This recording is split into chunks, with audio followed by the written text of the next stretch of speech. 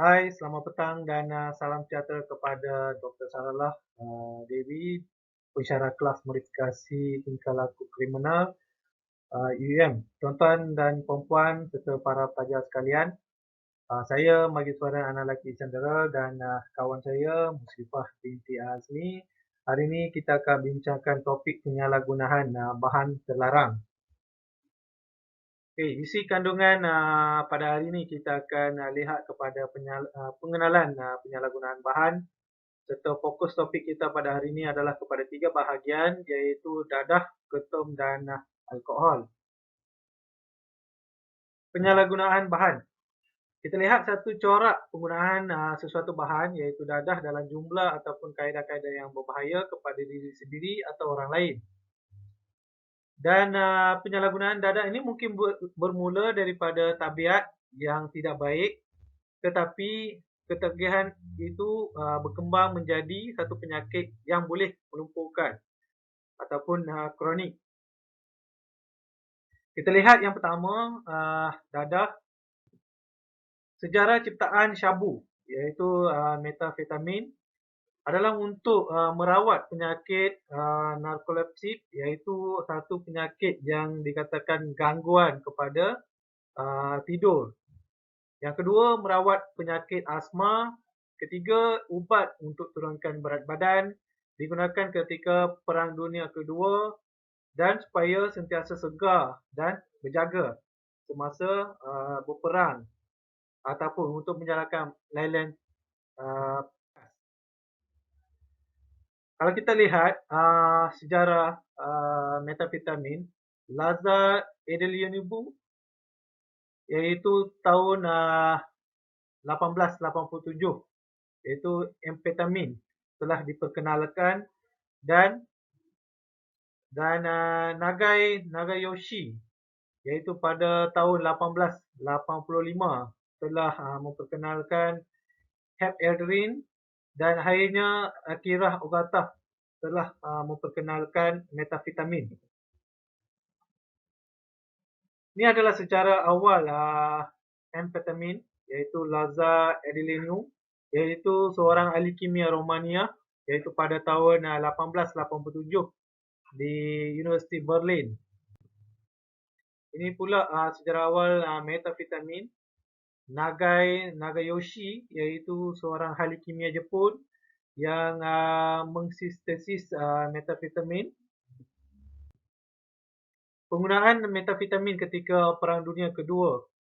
Ya, kita boleh lihat dalam gambar iaitu 1939 hingga 1945 kebanyakan tentera telah menggunakan ataupun dipaksa untuk menggunakan dadah jenis metafetamin untuk mereka terus segar dan bertenaga untuk berperang.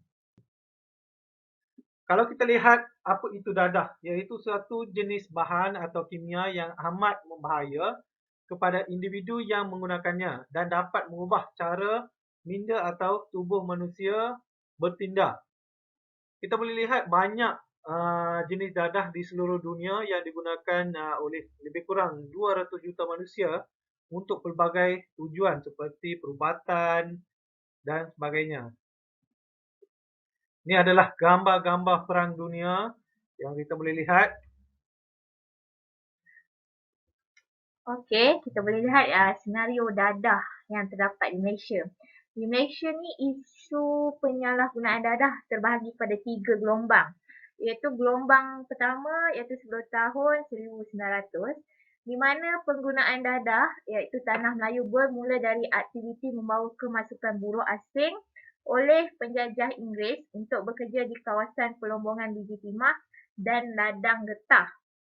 Okay, tujuan penyeludupan dadah ketika itu bagi menambah atau meningkatkan tenaga di kalangan buruh dan jenis yang diperkenalkan pada waktu itu adalah dirikut iaitu yang pertama candu. Candu ni dibawa masuk dari negara China untuk penggunaan buruh-buruh berbangsa Cina, imigran terutama di kawasan pelombongan biji timah. Yang kedua ialah jenis ganja yang dibawa masuk dari negara India untuk penggunaan buruh-buruh berbangsa India yang bekerja di ladang getah. Okay, untuk gelombang yang kedua iaitu pada tahun 1960 hingga 1990. Senario penggunaan dadah di Malaysia ni seperti berikut, iaitu yang pertama jenis heroin. Heroin ni ke Malaysia dipengaruhi oleh budaya hippies dan bermula di negeri Pulau Pinang dan dikesan negeri Pulau Pinang ni yang pertama yang menggunakan jenis heroin ni. Dan dadah ni telah digunakan oleh tentera maritim Amerika sewaktu peperangan dengan Vietnam. Kebanyakan pengguna adalah golongan anak-anak muda bagi tujuan berseronok dan berkhayal. Dan gelombang yang ketiga tahun 1990 hingga sekarang, di mana corak dan gaya penggunaan dadah semakin menular secara serius dengan kita boleh lihat penagihan di kalangan anak-anak muda, pelbagai kaum dengan penggunaan dadah jenis sintetik. Iaitu jenis dadah sintetik seperti berikut ialah amfetamin type stimulant yang terdiri daripada jenis ekstasi, syabu dan yaba. Senario penggunaan adalah yang pertama jenis ekstasi, iaitu sejenis pil tiruan yang telah dicipta dan dibawa masuk dari Holland ke negara Malaysia bagi tujuan untuk ketenangan fikiran atau bersukaria. Pil ini juga telah diseludup keluar ke Indonesia dan pengguna adalah dari kalangan yang berstatus sosial rendah hingga pertengahan, terutama bagi golongan anak remaja yang mengunjungi pusat-pusat hiburan. Dan pembukaran makmal memproses dadah telah berjaya dijumpai pada tahun 2009, iaitu di Johor Bahru dan Pulau Pinang pada tahun 2010. Okay, yang kedua adalah jenis syabu. Dadah jenis ini terdapat di kawasan Triangle. Sejenis dadah yang dibawa masuk oleh pendatang warga Filipina melalui negeri Sabah. Seperti kita lihat, Sabah berhampiran dengan Filipina, iaitu pengguna yang terdiri daripada bangsa Melayu, Cina dan India yang berstatus sosial rendah hingga pertengahan. Kini peredarannya dilakukan oleh sindiket warga asing yang terdiri dari negara Iran, Afrika, China dan lain-lain. Dan seterusnya pembongkaran makmal haram memproses pertama adalah di Semenyih pada tahun 2004, diikuti Kulim pada tahun 2006 dan Johor Bahru pada tahun 2008. Seterusnya Yaba. Yaba ni sebenarnya jenis yang dibawa masuk dari Thailand ke Kelantan dan Terengganu dan penggunanya adalah dari golongan yang berstatus sosial rendah. Dan keduanya new psychoactive substance NPS atau bahan psikoaktif baru. NPS ni adalah satu ancaman baru yang menggantikan dadah jenis sintetik yang lain seperti syabu, ekstasi, ais, kristal, metafetamin dan lain-lain. NPS ni adalah dilihat sebagai satu helah sindiket dengan mengolah ramuan yang dicampur dengan bahan kimia yang digunakan dari sudut perubatan bagi mengelakkan mereka disabitkan kesalahan mengikut Akta Dadah Berbahaya 1952. Di Malaysia, Jabatan Kimia Malaysia mengesahkan terdapat 27 jenis NPS sejak 2012 berdasarkan Jabatan Siasatan Jenayah Narkotik dan juga dari senarai antarabangsa NPS yang dikemas kini mengikut Convention on Psychoactive Substance 1972 oleh Suruhanjaya Dadah Narkotik ataupun CND.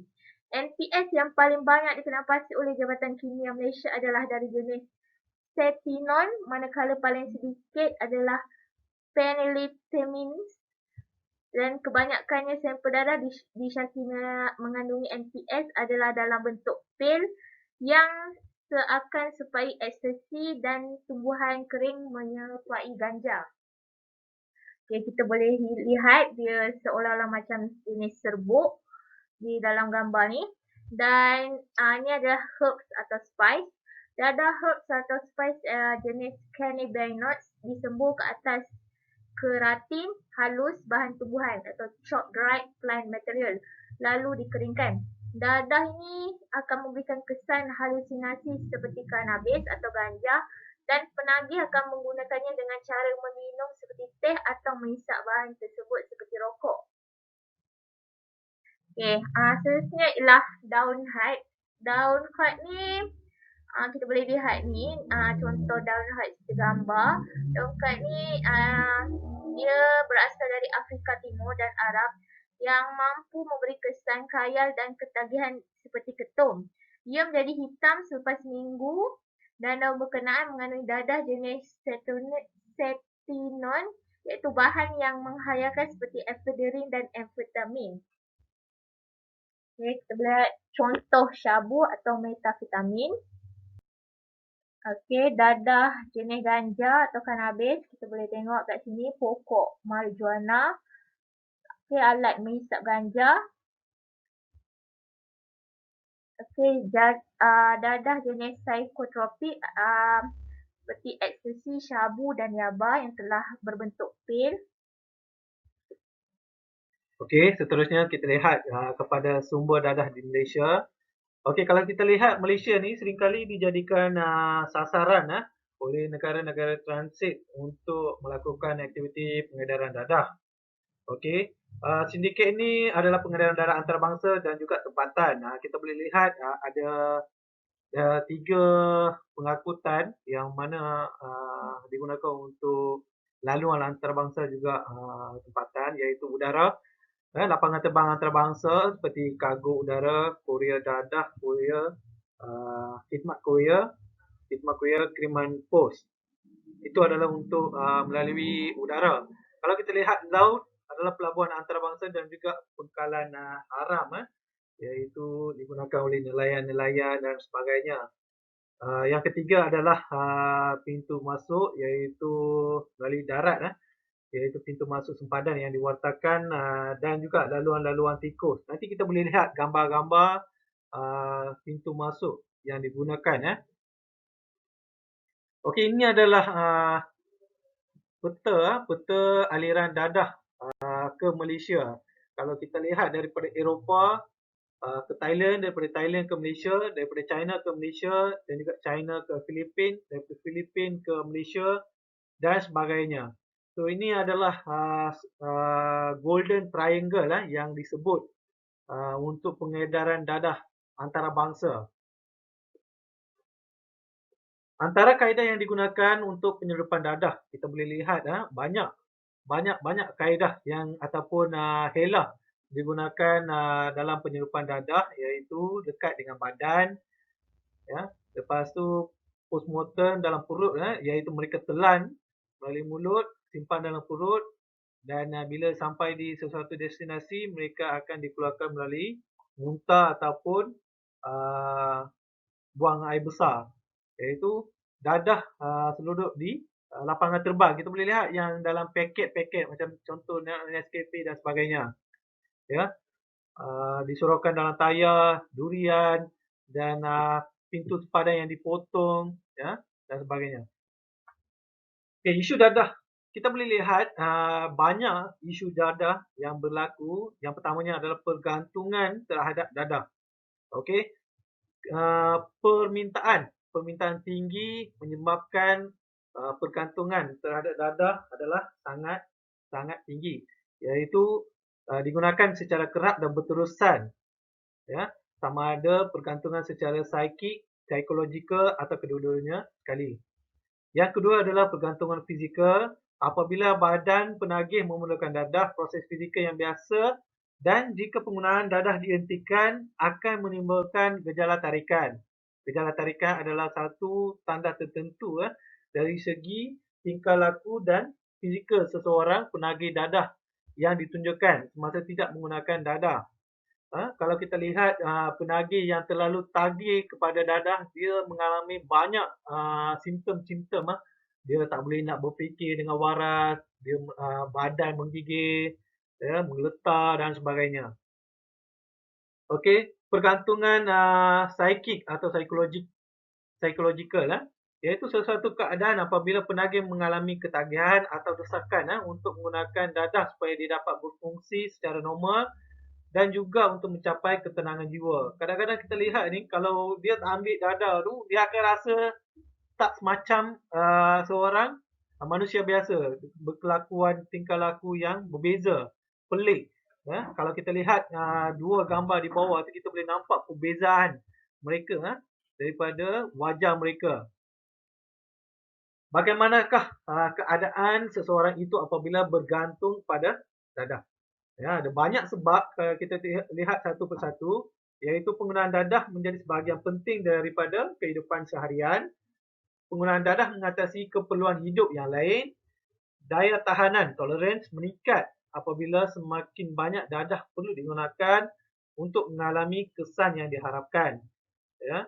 Penagih mengalami gejala tarikan sekiranya tidak menggunakan dadah. Kalau kita boleh lihat, kalau hari itu dia tak makan atau tak mengambil dadah tu, dia akan bertindak agresif, dia akan gelabah, meletar, dia tak senang duduk. Tak senang duduk. Okey. Mereka berasa terdesak ataupun ketagih untuk menggunakan dadah. Lebih-lebih lagi apabila mereka mengurangkan atau cuba berhenti mengambil dadah. Ya, apabila kita melawat di penjara ataupun di pusat AADK, kita boleh lihat tingkah laku mereka, macam mana mereka berubah daripada ketagihan yang tinggi kepada yang normal. So itu adalah satu proses yang panjang lah, ya. Dan penagih-penagih ini adalah lebih cenderung untuk menagih semula dadah setelah berhenti menggunakan dadah untuk beberapa ketiga. Dan gejala tarikan ini berlaku semasa tidak menggunakan dadah untuk jangka masa yang pendek lah. So dia tak boleh nak berhenti terus dan elak daripada berlakunya gejala ini. Okay, kesan kepada penagih. Penagih akan menjauhi diri daripada masyarakat umum dan bergaul hanya dengan kumpulan-kumpulan penagih itu sendiri, iaitu penagih, pengedar ataupun penjenayah. Mereka tidak bertanggungjawab kepada persekolahan ataupun prestasi kerja. Dari segi fizikal, penagih akan menjadi kurus, lemah tenaga, malas dan kelihatan seperti dalam khayalan. Ya. Pitam, pengsan, perasaan ganas dan sebagainya. Kalau kita lihat secara kesihatan, mereka adalah lebih senang menjadi ataupun dijangkiti penyakit seperti kancing gigi, hepatitis, TB, HIV, AIDS dan maut. Kesan-kesan sosial, okey, yang pertamanya kesan pada diri sendiri. Ya, penagih akan menjauhi diri sendiri daripada masyarakat, tidak bertanggungjawab dan sebagainya. Kesan kepada keluarga, nama baik keluarga tercemar di kalangan masyarakat. Ya, kalau kita lihat mereka yang terlibat dalam kegiatan ini suka mencuri, suka mengasihkan diri, ada apa masalah-masalah tingkah laku dan sebagainya, menjadi beban kepada ahli keluarga. Lepas tu yang dah berkahwin, rumah tangga akan menjadi porak-poranda di mana tiada tenteram dan sebagainya. Perpisaan dan pemulaan keluarga juga akan berlaku di situ, ya. Seterusnya, kesan kepada negara. Okey, negara akan berhadapan dengan generasi penagih. Ya, kalau kita lihat yang sekarang ni ramai pelajar-pelajar ataupun remaja-remaja terlibat dalam kegiatan penagih dadah ni. Generasi ini akan menghadapi banyak masalah sosial dan kehilangan daya pengeluaran negara.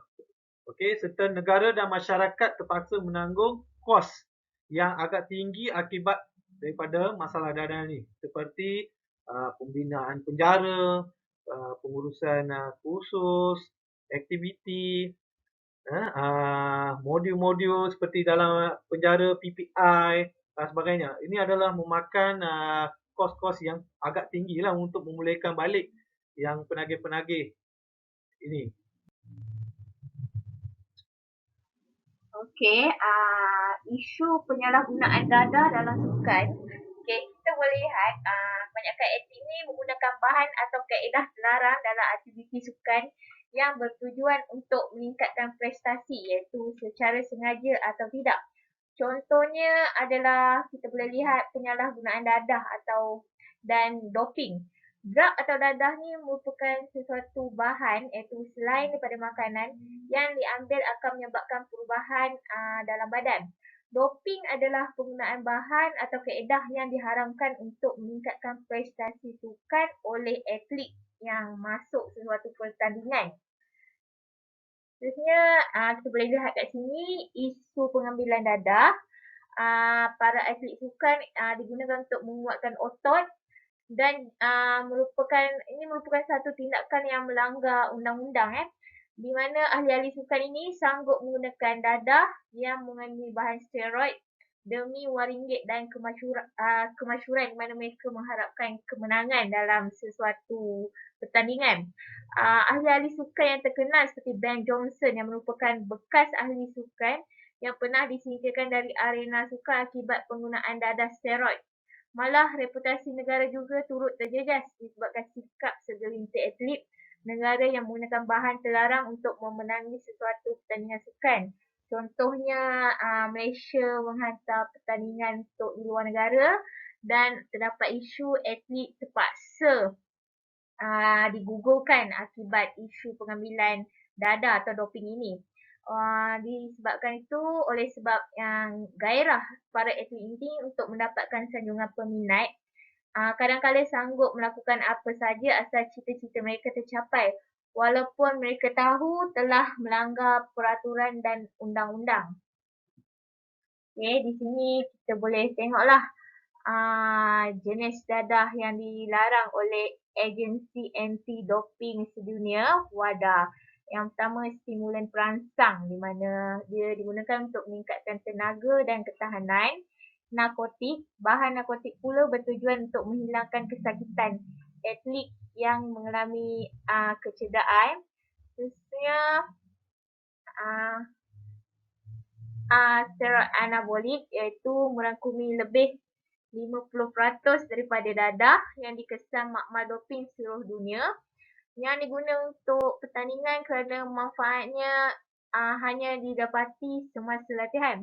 Iaitu yang seterusnya agent diuretik iaitu menghapuskan kesan dadah steroid menjelang pertandingan, menerusi pengeluaran urin dan menghadkan penyerapan kembali bendalai pada ginjal. Iaitu paras steroid dapat dikurangkan di bawah paras pengesanan. Yang seterusnya penghalang beta iaitu ubat darah tinggi yang disalahguna atlet dalam acara sukan yang memerlukan penumpuan. Ia bertujuan mengurangkan kegugupan atlet. Maknanya rasa kegusaran, rasa takut di kalangan para atlet. Seterusnya hormon peptida di mana merangkumi hormon chorionic gonadotropin iaitu HCG atau erythropoietin EPO dan hormon pertumbuhan. Dan hormon ini dapat dikesan dalam urin manakala EPO dan HGH hanya dapat dikesan dalam serum darah. Sebenarnya kaedah doping, kita boleh lihat manipulasi meningkatkan prestasi doping darah atau penipuan untuk mengelakkan dikesan dalam urin. Cara ni untuk memberi bekalan oksigen juga ditingkatkan bagi mendapatkan tenaga maksimum dan ketahanan. Dan kaedah yang dilarang adalah pertukaran oksigen doping darah dan penggunaan produk sintetik yang boleh meningkatkan pengambilan dan penghantaran oksigen ke seluruh tubuh. Manipulasi fizikal dan bahan kimia, mengubah atau cubaan mengubah dengan menggunakan bahan atau kaedah mengubah ciri sampel untuk ujian doping. Doping genetik, penggunaan gen atau sel bagi tujuan meningkatkan prestasi. Okey, kita lihat contoh penyalahgunaan dadah di kalangan atlet. So, kita boleh lihat beberapa contoh-contoh penggunaan dadah di kalangan atlet di Malaysia. Ini adalah di Malaysia. Ya. Okey, seterusnya kita lihat kepada ketum. Okey, sejarah dalam ketum. Kalau kita lihat pokok ketum juga dikenali sebagai pokok biak. Dalam bahasa Inggerisnya adalah kratom. Iaitu sejenis tumbuhan daripada famili Rubiaceae yang banyak terdapat di Afrika, di utara, di tengah semenanjung Malaysia serta di selatan Thailand. Di Thailand, pokok ini dipanggil kakwam, itang atau tom. Di Amerika Syarikat pula dikenali sebagai kratom. Nama botaninya adalah Mitragnia specioco Daun ketum ni telah lama menjadi bahan perubatan tradisional iaitu sebagai minuman pemulih tenaga bagi wanita yang baru bersalin. Daun ni selalunya direbus dan airnya diminum sebagai pemulih tenaga dan juga bagi rawatan, mengeluarkan angin dalam badan dan juga merawat sakit belakang. Tetapi sekarang ni air rebusan daun ketum ni disalahgunakan dan mula dijual secara meluas kepada penggunaan biasa. Contoh-contoh pokok pokok ketum yang terdapat di Malaysia. Okey, penyalahgunaan daun ketum. Air daun ketum telah salah digunakan oleh pelanggan dadah kerana ianya mengandungi bahan-bahan psikoaktif mitragnin yang sangat memberi kesan stimulan, sedatif, hiopia yang boleh menyebabkan penagihan ataupun khayalan. Air daun ketum ini juga dihasilkan dengan merebus daun ketum dan air rebusan itu dibungkus dalam paket-paket kecil dan jual kepada penagih dadah. Dan untuk maklumat juga air ketum ni adalah lagi murah daripada ubat-ubat dadah yang lain seperti ekstasi, syabu dan sebagainya. Okey, awal 80-an ianya digunakan oleh penagih dadah. Ya, dari segi sejarah lah. Dan penanaman pokok ketum ni amat ketara di Kedah dan Perlis dan ia dijadikan sebagai punca utama pendapatan mereka oleh rakyat tempatan. Kegiatan minum air ketum ni banyak berlaku di tempat-tempat yang melibatkan petani, buruh, nelayan dan juga penagih dadah yang tinggal berhampiran. Okey, dan senario terbaru kita boleh lihat ramai pelajar sekolah mula untuk terlibat dalam aktiviti penyalahgunaan air ketum.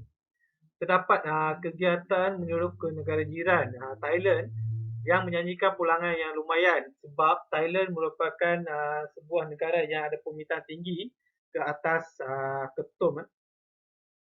Ini adalah contoh-contoh tempat pemprosesan air ketum. Ya, kita boleh lihat daun tu telah dikeringkan untuk direbus dan dipaketkan. Ya. Ini contoh-contoh. Ya, kalau kita lihat dia warnanya seperti air tebu. Okey, daun ketum juga cuba diseludup kita boleh lihat dipaketkan ataupun dibungkus dikeringkan, diletak di banyak tempat. Ya, juga dijadikan sebagai serbuk ketum untuk dieksport ke luar negara. Kalau kita lihat secara kasar boleh jadikan sebagai daun teh ya. Okey, ini adalah contoh-contoh berita. Okey, kalau kita lihat kesan negatif ketum, terdapat kesan jangka pendek dan juga kesan jangka panjang. Kita lihat jangka pendek, kesan pengambilan mitragyne yang berlebihan, rasa kayal, rasa pening, mengantuk dan muntah. Untuk jangka masa panjang, ia akan mengakibatkan ketagihan, bibir dan kulit menjadi kehitaman seperti kesan lebam dan terbakar, terutamanya di pipi. Kalau kita lihat seperti yang merokok, ya, kalau merokok terlalu lama, bibir akan menjadi lebih hitam. Ini sama juga. Okey, kulit menjadi lebih kering, sembelit dan insomnia. Okey, komplikasinya kita boleh lihat hipotiroidism iaitu suatu keadaan di mana paras hormon tiroksin yang rendah dalam tubuh badan penagih, kerosakan hati, kematian akibat pengambilan ketum dalam dos yang sangat tinggi. Ya. Risikonya adalah tertidur semasa melakukan kerja berbahaya sebab pengguna akan mengantuk secara tiba-tiba tanpa sebarang amaran. Kalau kita lihat jika air ketum ni diambil dengan bahan-bahan larangan lain seperti yohimbin, kokain, amfetamin ataupun dos-dos besar kafein ataupun kesan perangsang yang berlebihan akan meningkatkan tekanan darah ya. Dan ia juga boleh menindas pernafasan, juga boleh menyebabkan kematian kepada penagih tersebut. Dari segi perundangan di Australia, Malaysia dan Myanmar serta Thailand telah diharamkan penggunaan air ketum secara berleluasa dan hukuman keras juga dikenakan ke atas pemilik pemilik tanah ataupun pemilik tanaman. Ya. Thailand mengharamkan penggunaannya semenjak tahun 1943 memandangkan kesan bahaya akibat penyalahgunaan daun ketum. So itulah satu-satunya punca yang menyebabkan permintaan yang tinggi di Thailand menyebabkan penyelundupan dalam kadar yang banyak daripada Malaysia ke Thailand. Di Malaysia, sejak tahun 2004, pemilikan daun ketum, pemprosesan atau jualan boleh dituduh di bawah Seksyen 30/3 Akta Racun 1952 dan denda sehingga RM10,000 dan atau dipenjarakan selama 4 tahun. Dan akibat daripada tindakan undang-undang yang dijalankan oleh pihak polis, kita boleh lihat harga pasaran gelap semakin hari meningkat kepada penyelundupan air ketum ni. Okey, ini adalah contoh berita daripada air ketum dan gambar sebelah kanan adalah yang terbaru di Perlis. Ketua Polis Perlis, Datuk Zurina Saad melihat kepada kawasan tanaman pokok ketum di kawasan Padang Besar. Okey, tindakan besar-besaran telah diambil untuk menebang pokok-pokok ketum daripada terus dieksport ke negara jiran. Yang seterusnya ialah alkohol. Okay, alkohol ni menurut Kamus Dewan ialah cecair yang mudah terbakar dan memabukkan. Dia terdapat dalam minuman keras dan lain-lain. Pada kebiasaannya, alkohol dirujuk pada etil alkohol, etanol atau eton. Alkohol sinonim dengan arak atau minuman keras sering diminum ketika bersosial atau digunakan untuk mempertingkatkan mood. Dan dia juga boleh mengakibatkan ketagihan jika selalu diminum. Minuman beralkohol terdapat pelbagai bentuk termasuk bir, wine, brandy dan whisky. Dan kita boleh lihat definisi minuman beralkohol ni ialah likur yang mengandungi 2% atau lebih alkohol dan termasuklah makanan beralkohol. Tetapi tidak termasuk spirit yang asli atau apa-apa likur atau apa-apa sediaan yang mengandungi lebih 2%. Alkohol yang diakui mempunyai sifat perubatan berdasarkan Peraturan Makanan 1985 atau Makanan 1983. Okey, kita bermulanya sejarah minuman alkohol ni. Dia dihasilkan sejak 7,000 tahun yang lalu. Boleh dikatakan bia adalah salah satu minuman tertua di dunia. Pakar melakukan ujian kimia pada balang temikat kuno dan menyimpulkan bahawa bia dihasilkan sejak 7,000 tahun yang lalu di Iran. Dan bia sebenarnya ditemui setelah manusia berjaya mengusahakan bijirin. Okay, dia dibuat daripada biji bijirin seperti gandum, malt atau barley. Oleh kerana bahan utamanya adalah bijirin, bia ditemui setelah manusia berjaya dalam pertanian. Seterusnya, bia dianggap istimewa dan berharga bagi manusia di masa lampau. Kerana pelbagai budaya pada masa lalu. Sebagai contoh, orang Natufian menggunakan bia untuk upacara ritual. Sementara itu, di Kota Semut, Uruk 5 tahun yang lalu, majikan membayar upah pekerja mereka dengan bia. Bia juga digunakan sebagai ubat di Mesir kuno dan sebagai ubat penguat bagi badan. Dan orang Mesir kuno percaya bahawa bia menenangkan jiwa menurut laman Ancient. Seterusnya, bia digunakan sebagai alat pembayaran pada masa lalu. Pada zaman dahulu, digunakan untuk upah pekerja. Ia berlaku di masyarakat Mesir kuno di mana mereka menerima bia sebagai alat upah pekerja. Rata-rata mereka menerima lebih kurang 4 hingga 5 liter bia sehari sebagai upah untuk membina piramid. Dan sebenarnya sejarah alkohol ni, perempuan yang pembuat bia ni sangat dihormati di masa lampau. Proses pembuatan bia dalam 150 tahun kebelakangan ini dikuasai oleh lelaki. Sebenarnya jauh sebelum itu, pembuat bia rata-rata adalah dari golongan wanita. Sebenarnya bia pada zaman terkini, bia dianggap sebagai minuman untuk sosial. Okay, budaya dia telah berubah. Dari awal sebagai ubat di Mesir kuno, bia kini dianggap sebagai minuman untuk bersosial. Ini bermaksud dia diminum sebagai kaedah untuk merapatkan diri dan bergaul dengan orang lain. Kita boleh lihat banyak muda-mudi pada masa kini menghabiskan masa mereka melepak dan di pusat-pusat hiburan sebagai bersosial antara satu sama lain dengan meminum bia berbagai jenis jenama. Seterusnya, jenis-jenis minuman beralkohol ni, jika kita boleh lihat, dia dikenali sebagai arak atau minuman keras yang mengandungi alkohol yang boleh menyebabkan mabuk. Amnya, alkohol di pasaran boleh dibahagikan 3 kumpulan, iaitu alkohol rendah kurang dari 10% seperti kebanyakan jenis shandy dan bia. Kandungan alkohol sederhana iaitu antara 10% hingga ke 20% seperti kebanyakan jenis wine, dan kandungan alkohol yang tinggi melebihi 35% seperti brandy dan tamsu. Okey, terdapat minuman alkohol tradisional di Malaysia yang kita boleh lihat, contohnya toddy dan tamsu, tuak beras, ijuk dan langkau yang kita boleh lihat terkenal di Sarawak, dan air tapai, bahar, lihing dan montaku yang terdapat di Sabah.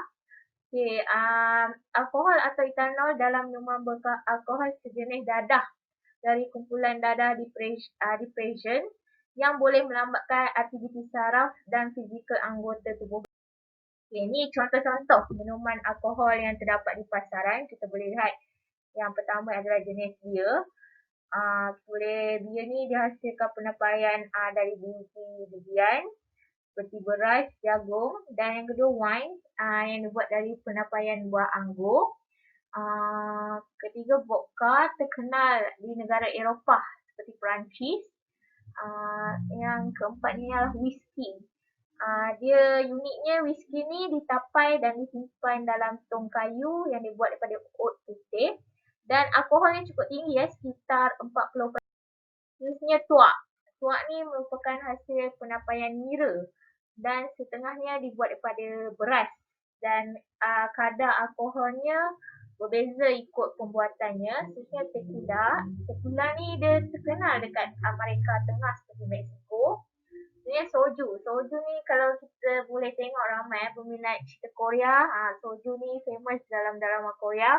Dan ram. Ram ni merupakan dia dibuat daripada penyulingan air tebu. Seterusnya, kita lihat undang-undang sedia ada dalam alkohol ni. Section yang guna pakai, untuk undang-undang bagi jalan raya. Section 45 Akta Pengangkutan Jalan 1987. Jika disabitkan kesalahan, boleh didenda tidak kurang RM1,000 dan tidak lebih daripada RM6,000 dan juga dipenjarakan selama tempoh tidak melebihi 12 bulan bagi kesalahan pertama. Ini untuk undang-undang bagi isu mabuk mabuk semasa memandu. Dan bagi kesalahan kedua, denda tidak kurang RM2,000 dan tidak lebih RM10,000 dan boleh juga dipenjarakan selama tempoh tidak melebihi 2 tahun. Okey, seterusnya kita tengok section 44/1. Di mana-mana orang yang semasa memandu sesuatu kenderaan motor di jalan atau di tempat awam lain, iaitu berada di bawah pengaruh minuman yang memabukkan atau dadah setakat yang menyebabkan tidak berdaya mengawal kenderaan itu dengan sepatutnya. Dan seterusnya mempunyai sebegitu banyak alkohol dalam badan sehingga kadar alkohol di dalam nafas, darah atau air kencingnya yang melebihi had yang ditetapkan. Okey, contohnya kes untuk section ini adalah baru-baru ni kemalangan kes Myvi di mana didenda pemandu wanita tersebut. Okey, pemandu wanita tersebut telah didenda penjara 6 tahun dan didenda sebanyak RM8,000. Mengenai isu ni, ada banyak pihak tak puas hati kerana ia melibatkan kehilangan nyawa, iaitu ketua keluarga. So, section sedia ada ni, kita menetapkan kadar kandungan alkohol dalam badan yang sebanyak 80 mg atau 100 ml masih tinggi berbanding Piawaian Pertubuhan Kesihatan Dunia WHO yang membenarkan alkohol dalam badan sebanyak 50 mg dan 100 ml. Di sini isunya tengok isu alkohol yang paras yang disuka atau di dalam badan seseorang. Sebenarnya undang-undang sedia ada dilihat tidak setimpal atas kesalahan yang dilakukan pemandu mabuk sehingga mengorbankan nyawa pengguna jalan raya lain. Seperti tidak memberi pengajaran kepada mereka sebab baru-baru ni kita tengok isu mabuk semakin hangat dan semakin bertambah setiap hari terhadap kemalangan jalan. Seterusnya kita boleh lihat risiko bagi seseorang yang minum berlebihan alkohol ni, seperti kita tengok faktor persekitaran yang dia mudah, alkohol ni mudah didapati dan tidak mahal mana mampu milik, dan kadang-kadang kita boleh lihat periklanan yang menarik di media, malah di surat khabar.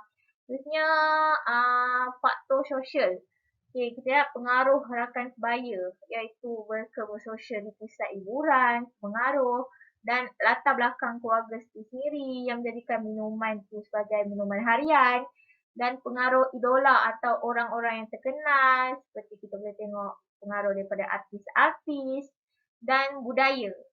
Setengah budaya kita boleh tengok budaya orang Sarawak yang minum tuak, dan contohnya lagi faktor biologi yang kita boleh tengok keturunan, personality. Setengah orang dia minum alkohol ni sebab nak, contohnya dia mudah gelabah atau impulsif dan juga terangsang. Okey, di sini kita boleh lihat contoh alat pengesan alkohol. Kita boleh lihat yang digunakan oleh polis trafik untuk mengukur alat pengesan alkohol ni bila sesuatu operasi dijalankan di sekatan jalan raya. Okey, seterusnya kita lihat kepada kesan pengambilan alkohol merangkumi berbagai aspek kehidupan seseorang. Ya, implikasi sosialnya kita lihat iaitu kurang konsentrasi yang boleh mengakibatkan kemerosatan prestasi. Ya, antaranya ialah dari segi pelajaran, akademik, kelakuan delinkuan ataupun salah laku. Dan implikasi seterusnya kita boleh lihat penglibatan remaja dalam jenayah, iaitu untuk membiayai tabiat ketagihan alkohol ataupun dadah lah. Okey, kesan fizikal alkohol adalah keadaan mabuk, iaitu berjalan terhuyung-hayang, pertuturan yang tidak betul, tidak jelas, ya. Keracunan, gejala-gejala termasuk mengantuk yang amat, tidak sedar diri, ya, paras gula yang rendah, sawan, dan juga boleh menyebabkan kematian kepada diri sendiri atau kepada pengguna jalan raya yang lain. Kesan-kesan lain akibat mabuk dari segi masalah perundangan, kesalahan jalan raya semasa memandu kereta, melakukan jenayah dan menyebabkan kemalangan kepada pengguna jalan raya yang lain. Ya, ini adalah topik yang paling hangat di Malaysia sekarang ni, yang baru-baru ni kita boleh lihat setiap minggu, setiap bulan mesti ada kes-kes yang melibatkan kemalangan maut yang dipandu oleh orang-orang yang mabuk, ya, ataupun hayal lah. Okey, masalah di tempat kerja, letih, lesu, kerap terlibat dalam kemalangan, hilang pekerjaan hadir kerana tidak sihat, menganggur, kurang memberi penumpuan dan tidak menunjukkan sikap minat terhadap kerja. Dan seterusnya adalah masalah keluarga. Kita boleh lihat konflik rumah tangga, anak bermasalah, yang berdisiplin, mengabaikan tanggungjawab dan sebagainya lah. Ya. Kesan kepada kanak-kanak adalah masalah di sekolah, stigma negatif, suka untuk memberi tumpuan, gangguan emosi, ya, ada masalah tingkah laku dan sebagainya. Okey, ini adalah isu-isu yang kita lihat tadi. Kesalahan pemandu yang mabuk dan mengakibatkan kemalangan di Malaysia. Okey, itu saja daripada pihak kami. Kami ucapkan terima kasih atas perhatian dan juga tumpuan yang diberikan. Kami buka untuk soalan daripada semua.